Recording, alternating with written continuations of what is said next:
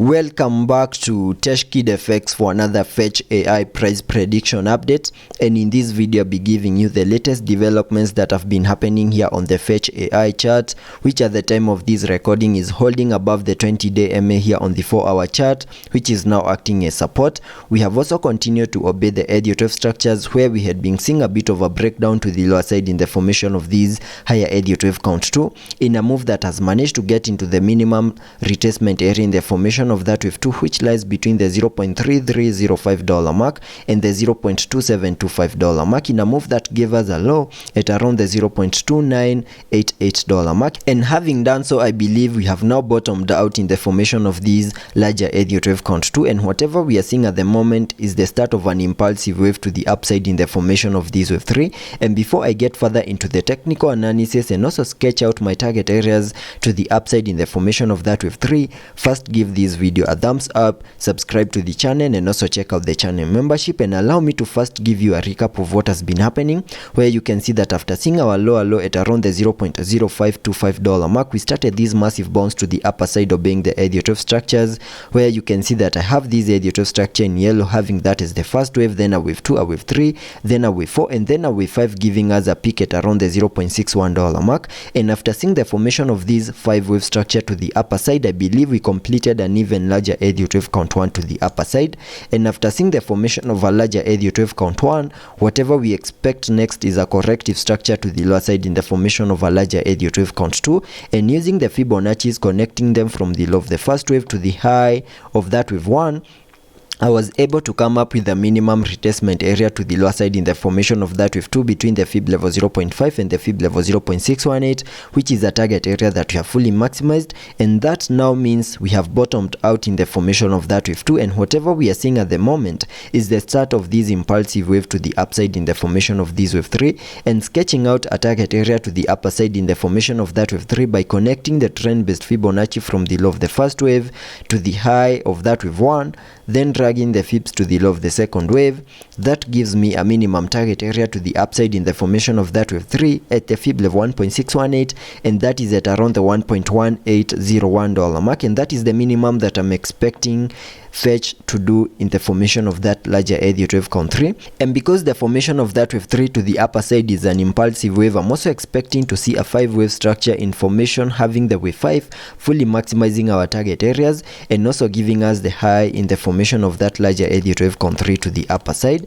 And jumping to the 1-hour chart, where I believe we are seeing such a scenario, that is a microwave within the formation of that larger Elliott wave count 3. Here on the 1-hour chart, you can see that after seeing our bottom in the formation of that wave 2, we started this massive bounce to the upper side, and by first giving you a measure from this low down here to that high that you have made at around the $0.4814 mark, you can see that the market is up by more than 63.26%, which is a very nice bounce to the upper side. And that move has also been obeying the Elliott wave structures, where you can see that I have this Elliott wave structure in red, having that as the first wave, then we saw a corrective structure in the formation of this wave 2, and I believe that whatever we are seeing at the moment is the start of this impulsive wave to the upside in the formation of this wave 3, before we can expect a corrective structure in the formation of that wave 4, then continue gearing up in the formation of that wave 5.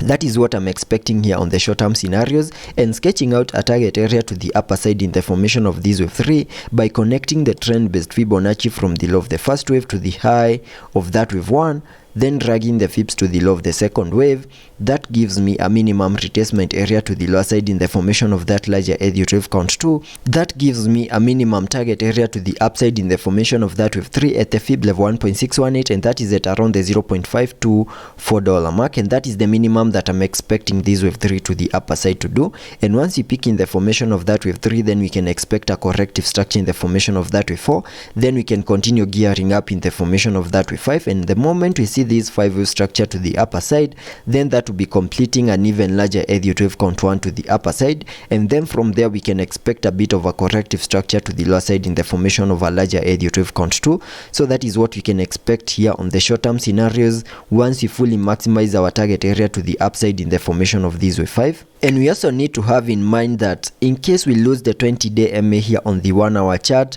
and continue seeing a breakdown over here, then there are chances that we might have peaked in these higher Elliot wave count 1 to the upper side in that move that gave us a high at around the $0.48 mark. And in case the breakdown continues and using the Fibonacci's connecting them from the low of the first wave to the high of that wave 1, in case the breakdown continues and we manage to get in between the fib level 0.5 and the fib level 0.618 in that breakdown, then there are chances that we are retracing in the formation of that wave 2 and we have peaked in the formation of that larger Elliot wave count 1. And in case such a move plays out, then I think there will be no reason for panic, because that would be just a corrective structure into this blue target area down here to give us the low for that second wave, and that would be another perfect entry to get back into Fetch AI so that we can be able to ride another massive bounce to the upside in the formation of a higher Elliot wave count 3 to the upper side. So those are the two possible scenarios that we can expect over here. One is on the worst case scenario in case the breakdown continues,